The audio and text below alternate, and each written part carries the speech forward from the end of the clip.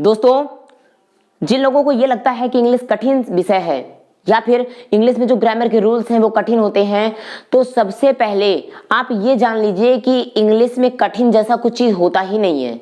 ये मैं क्या कह रहा हूं, समझिएगा, थोड़ा ध्यान से समझिएगा कि इंग्लिश में कठिन जैसी कोई चीज होती ही नहीं है। क्यों? कठिन अगर है कोई चीज तो वो आपका मस्तिष्क है, आपका माइंड कठिन है। बात समझ में नहीं आ रही है? चलिए मैं समझाता हूं आपको। बात एक्चुअल में ये है दोस्तों, वास्तविकता है कि हम लोग अपने मस्तिष्क को जो बता देते हैं वो उसी बात को मान लेता है। अगर हम बोल दें कि ये सही है तो माइंड मान लेगा हमारा कि ये सही है। हम अपने मस्तिष्क को पहले ही बता देते हैं कि इंग्लिश कठिन है तो वो इंग्लिश को आसान कैसे समझ सकता है?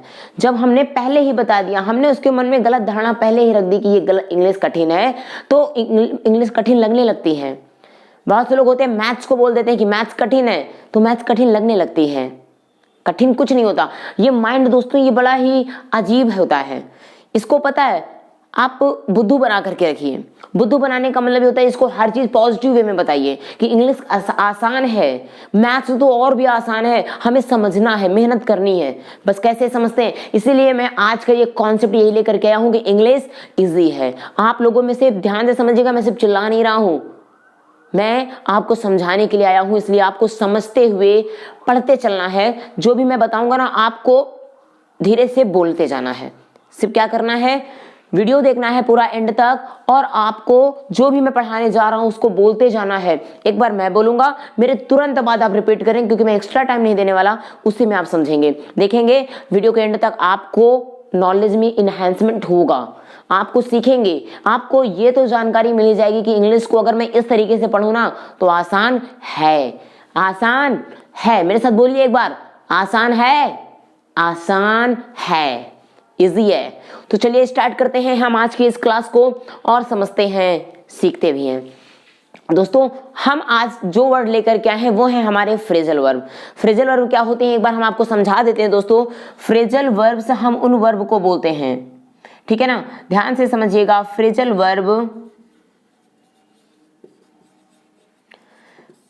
वर्ब्स के बारे में पढ़ेंगे। फ्रेजल वर्ब दोस्तों उन वर्ब को बोलते हैं कि जब कभी हम मेन वर्ब, क्या कहा मैंने, ध्यान से समझिएगा, कि जब हम कभी कोई मेन वर्ब लिख दें और मेन वर्ब के बाद हम कोई प्रीपोजिशन का प्रयोग कर लें, मेन वर्ब के बाद जब हम किसी प्रीपोजिशन का या फिर किसी एडवर्ब का प्रयोग करते हैं तो उसे हम लोग फ्रेजल वर्ब के नाम से जानते हैं। उम्मीद है आपको ये चीज समझ में आ गई।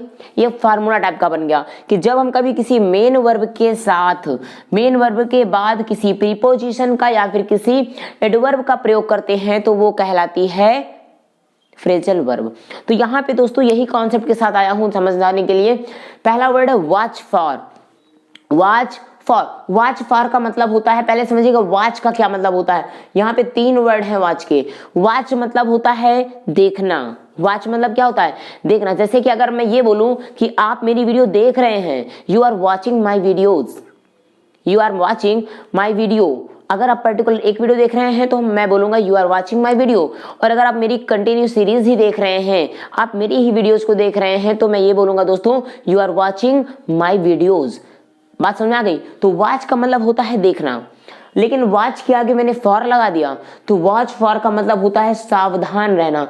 किसी के बारे में ये बताया गया है, नहीं समझे? मतलब कि अगर किसी व्यक्ति के बारे में बता दिया जाए कि इस व्यक्ति से सावधान रहना, ये व्यक्ति विश्वास के अनुकूल नहीं है, आप इस पे विश्वास इजीली ट्रस्ट नहीं कर सकते, इसलिए जरा सतर्क रहिएगा, जरा ध्यान रखिएगा, तो उसको हम बोलेंगे वॉच फॉर। क्या बोलेंगे?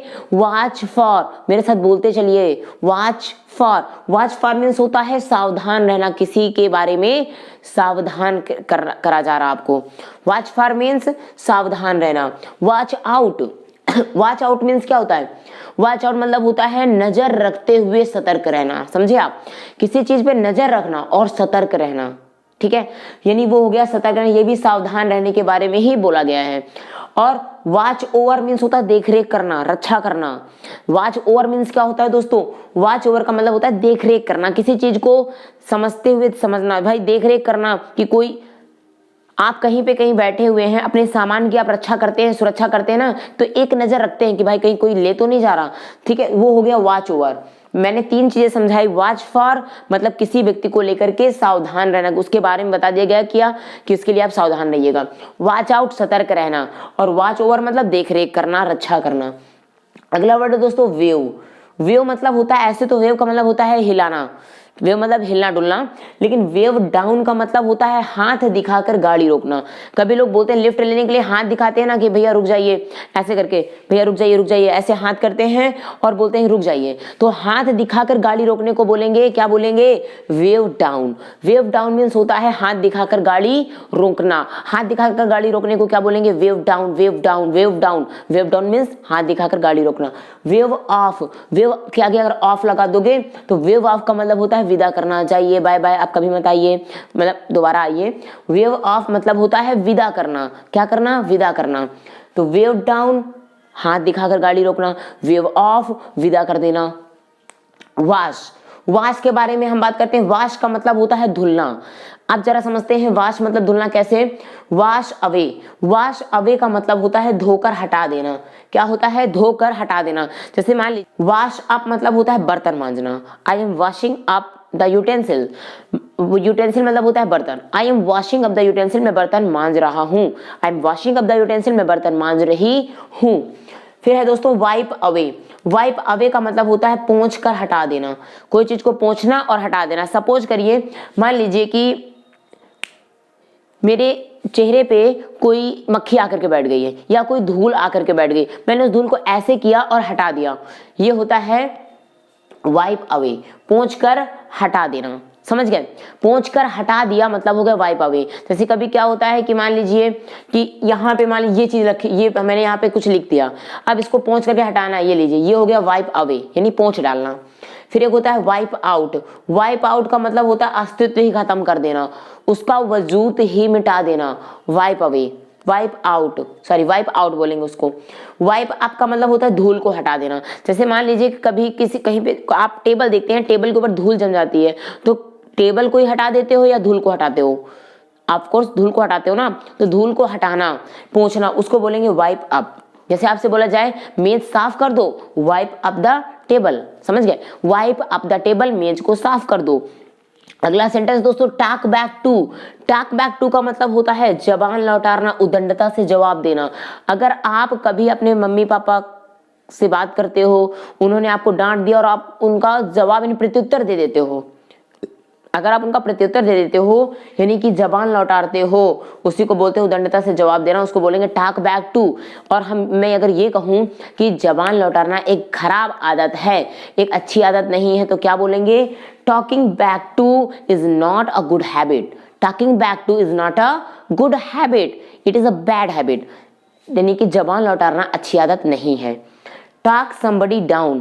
टॉक समबडी डाउन का क्या मतलब होता है दोस्तों, किसी का मुंह बंद कर देना, किसी का मुंह बंद कर देना। आपने ऐसी बातें करी कि मैं अब कुछ बोल ही नहीं पा रहा हूं, मेरे पास शब्द नहीं है, तो इसको बोलेंगे टॉक समबडी डाउन। समबडी किसी इंसान के लिए यूज होता है कि किसी इंसान की बोलती बंद कर देना, मुंह बंद कर देना, बोलती बंद कर देना, टॉक समबडी डाउन। अगला है दोस्तों टॉक ओवर।